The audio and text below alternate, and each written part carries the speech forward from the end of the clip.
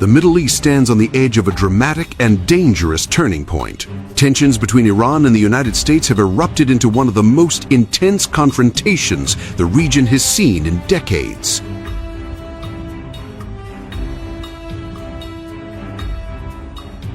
According to statements released by the Islamic Revolutionary Guard Corps, Iranian forces have reportedly destroyed 10 highly advanced American radar systems across the Persian Gulf region, marking what Tehran describes as a major blow to U.S. military surveillance and defense capabilities. Iranian officials say their air defense systems have also downed multiple high-value American drones operating in the region. The announcement came from IRGC spokesman Ali Mohammad Naini, who delivered a fiery message claiming that Iran now holds the strategic upper hand in the confrontation. According to Naini, American military infrastructure across the Persian Gulf has been heavily damaged or neutralized. He insisted that the balance of power has shifted and that Iran, not Washington, will decide when the conflict ends.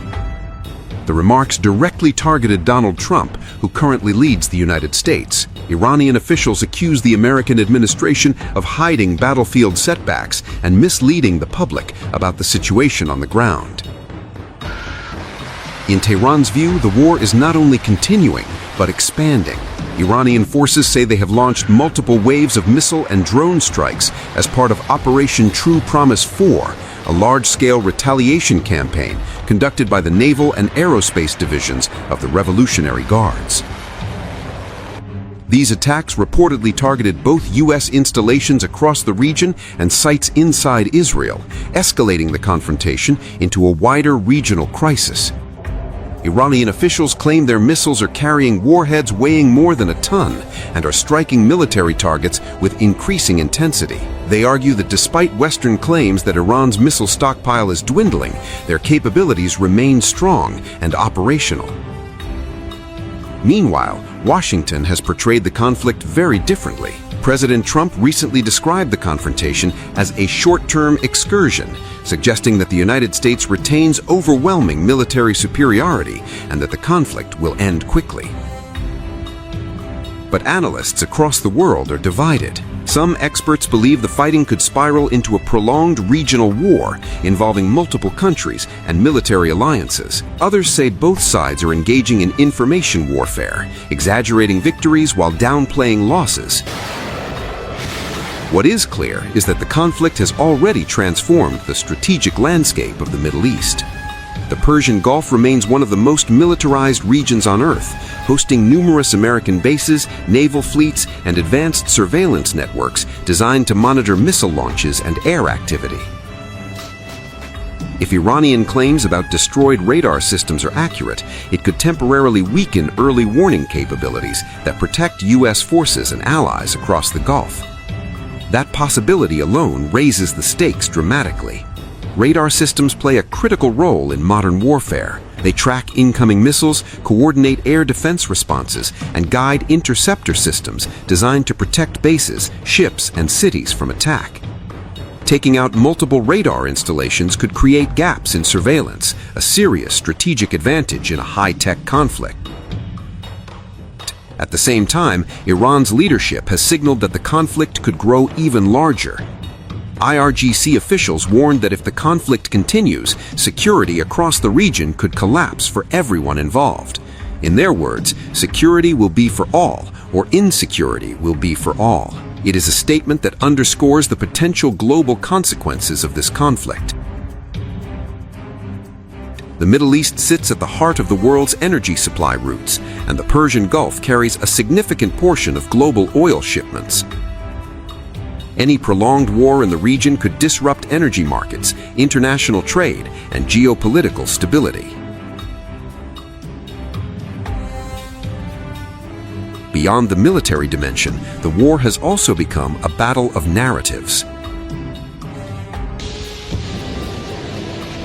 Both sides are trying to shape global perception, broadcasting their victories, denying their losses, and attempting to influence public opinion at home and abroad. For now, the situation remains highly volatile.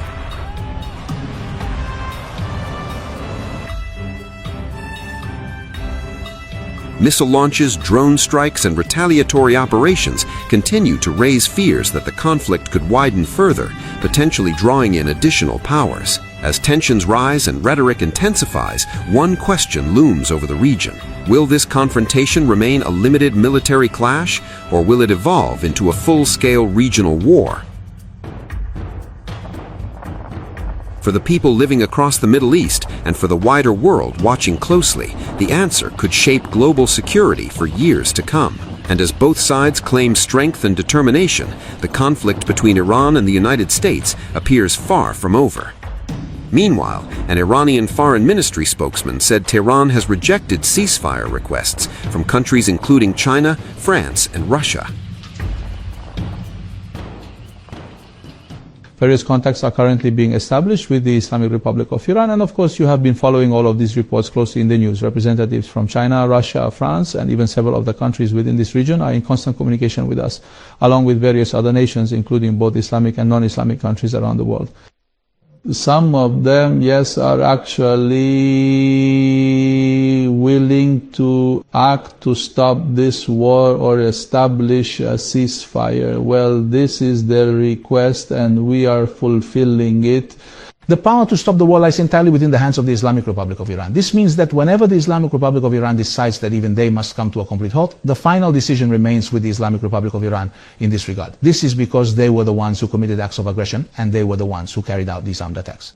In point of fact, we should only reach a stage where we stop our activities when we are able to truly feel or have a firm and absolute guarantee that these aggressive acts of hostility will never occur again in the future, and they must be prepared to take full responsibility for all of their past actions. These two specific conditions are absolutely essential. They must accept responsibility for all of their actions. It's not like they'll just come today and say stop and say and ceasefire, and we'll simply say very well and it's done. We now have the upper hand. Look, every effort they made has failed. Even now they haven't reached their goals. The Islamic Republic of Iran has inflicted heavy and painful damages on the Zionist regime, America and their allies. Just consider the state of the global economy and the energy sector. This is proving to be very, very painful for them. So you see, we have inflicted devastating blows in this area. Therefore, we truly have the upper hand here. And as a result, the Islamic Republic of Iran will ultimately determine the end of the war.